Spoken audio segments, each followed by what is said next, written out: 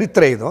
ಆ ಲೂಮಿಯರ್ ಬ್ರದರ್ಸ್ ಅವ್ರು ಏನು ಮಾಡಿದ್ರು ಅಂತ ಹೇಳಿದ್ರೆ ಅವರೇನೆ ಫಸ್ಟ್ ಮೂವಿಂಗ್ ಫಿಲಮ್ ಮಾಡಿದ್ದು. ಮೂವಿಂಗ್ ಫಿಲಮ್ ಅಂದರೆ ಏನು ಅಂತ ಹೇಳಿದ್ರೆ ಈ ಕತೆ ಗೀತೆ ಅಲ್ಲ, ಈ ಕ್ಯಾಮ್ರಾ ಕ್ಯಾಮ್ರಾ ಐತಲ್ಲ, ಆ ಕ್ಯಾಮ್ರಾದಲ್ಲಿ ಒಂದು ಸ್ವಲ್ಪ ಡೆವಲಪ್ಮೆಂಟ್ ಆದಮೇಲೆ ಜನಗಳು ಫ್ಯಾಕ್ಟ್ರಿಯಿಂದ ಓಡ್ತಾರೆ, ಬರ್ತಾ ಇರ್ತಾರೆ, ಹೋಗ್ತಾ ಇರ್ತಾರೆ, ಆಮೇಲೆ ಲಂಚ್ಗೆ ಹೋಗ್ತಾರೆ, ಲಂಚ್ ಮಾಡ್ತಾರೆ. ಒಂದು ಡಾಕ್ಯುಮೆಂಟ್ರಿ ಥರ ಇದು. ಇದೇ ಬಂದಿದ್ದು ಲೂಮಿಯರ್ ಬ್ರದರ್ಸು. ಇದಕ್ಕೆ ಅವ್ರ ಹೆಸರಿಟ್ಟಿದ್ದು ಲಂಚ್ ಆನ್ ಅಟ್ ಫ್ಯಾಕ್ಟ್ರಿ ಅಂತಲೇ ಏನೋ. ಸೊ ಇದು ಮೊದಲು ಫಿಲಮ್ಗೆ ಬುನಾದಿ. ಇವತ್ತು ಟೆಕ್ಸ್ಟ್ ಬುಕ್ಗಳೆಲ್ಲ ಬರೆಯೋದು ಇವುಗಳೇ. ಹಾಗೇ ಇದು ಡೆವಲಪ್ ಆಗ್ತಾ ಬಂತು. ಮೊದಲು ಸೈಲೆಂಟ್ ಆಗಿರ್ತಿತ್ತು, ಆಮೇಲೆ ಇದು ವಾಯ್ಸ್ ಬಂತು. ನಮ್ಮ ಚಿಕ್ಕಪ್ಪ ಅವ್ರು ಹೇಳ್ತಾಯಿದ್ರು ಏನಂತ ಹೇಳಿದ್ರೆ, ಮೊದಲೆಲ್ಲ ಈ ಸೈಲೆಂಟ್ ಫಿಲಮ್ ಇರೋದು ಇದಿರಲಿಲ್ಲ, ಡೈಲಾಗ್ಸ್ ಇರ್ತಿರಲಿಲ್ಲ, ಮಾತಾಡೋರು ಸೌಂಡ್ ಕೇಳಿಸ್ತಾ ಇರಲಿಲ್ಲ, ಸೌಂಡ್ ಇಲ್ಲ. ಸೌಂಡೇ ಇನ್ನೂ ಹುಟ್ಟಾಕಿರಲಿಲ್ಲ. ಸೊ ಆವಾಗ ಇವರೆಲ್ಲ ಏನು ಮಾಡೋರು ಅಂತ ಥಿಯೇಟ್ರಲ್ಲಿ ಮೈಕ್ ಇಟ್ಕೊಂಬಿಟ್ಟು ರಾಜ ಬಂದ, ಇವನು ಬೈದ, ಇವನು ಹೊಡೆದ, ಮಾಡ್ತಾಯಿದ್ದಾನೆ ಅಂತ ಇವೆಲ್ಲ ಹೇಳ್ಕೊಂಬಿಟ್ಟಿದ್ದಾನೆ, ಕತ್ತಿ ವರ್ಷೆ ಡಿಶಮ್ ಇವೆಲ್ಲಗಳನ್ನು ಕೂಡ ಮೈಕಲ್ಲಿ ಇಟ್ಕೊಂಡು ಥಿಯೇಟ್ರಲ್ಲಿ ಹೇಳ್ತಾಯಿದ್ರು. ಪಿಕ್ಚರ್ ಬರ್ತಾಯಿದ್ರೆ ವಾಯ್ಸ್ ಓವರ್ ಅವತ್ತಿನ ದಿವಸಕ್ಕೇ. ಸೊ ಇದಾದಮೇಲೆ ಸೌಂಡ್ ಬಂತು. ಸೌಂಡ್ ಬಂದ ಮೇಲೆ ಕೇಳಬೇಕಾಗಿಲ್ಲ, ಬರೀ ಡೈಲಾಗ್ಗಳಿಗೆ ಬರ್ತಾಯಿತ್ತು, ಆಮೇಲೆ ಹಾಡುಗಳಿಗೆ ಬಂತು.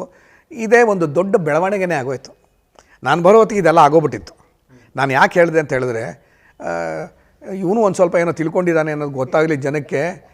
ಸುಮ್ಮನೆ ಇವನೇನೋ ಬಂದು ಏನೋ ಬಂದು ಡೈರೆಕ್ಷನ್ ಮಾಡಿಬಿಟ್ಟ ಅಂತಲ್ಲ.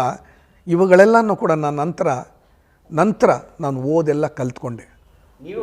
ನಾವು ತಿಳ್ಕೊಂಡೆ ಇವುಗಳೆಲ್ಲನೂ ಕೂಡ. ಸೊ ಆಯಿತು, ಈ ರತ್ನಮಂಜರಿಯಲ್ಲಿ ಆಯಿತು, ಇಡ್ಲಿ ವಡೆ ತಂದುಕೊಡೋದು, ಕಾಪಿ ಲೋಟ ತೊಳೆಯೋದು ನಮ್ಮದೇ ಕಂಪ್ನಿ. ಆದ್ದರಿಂದ ನಾವು ಮಾಡ್ತಾಯಿದ್ದು. ಅವತ್ತಿನ ದಿವಸಕ್ಕೆ ಹೆಂಗಿತ್ತು ಅಂತ ಹೇಳಿದ್ರೆ, ಹಾಡುಗಳ ರೆಕಾರ್ಡಿಂಗ್ ಅಂತ ಹೇಳಿದ್ರೆ ಮೊದಲು ಸಂಗೀತ ನಿರ್ದೇಶಕರು ಬಂದು ಪ್ರೊಡ್ಯೂಸರ್ ಆಫೀಸ್ ಇರೋದು, ಆ ಆಫೀಸಿಗೆ ಬಂದಿದ್ದೇನೆ ರಾಗ ಸಂಯೋಜನೆ ಮಾಡೋರು ಆಫೀಸಲ್ಲಿ. ಈಗ ಪ್ರಸ್ತುತ ಈ ರತ್ನಮಂಜರಿಯಲ್ಲಿ ಏನಂದರೆ ರಾಗ ಸಂಯೋಜನೆ ಮಾಡೋಕ್ಕೆ ಬಂದಿದ್ದವರು ರಾಜನ್ ನಾಗೇಂದ್ರ. ನಾನು ಮೊದಲು ನೋಡಿದ ಸಂಗೀತ ನಿರ್ದೇಶಕರಂದರೆ ರಾಜನ್ ನಾಗೇಂದ್ರ.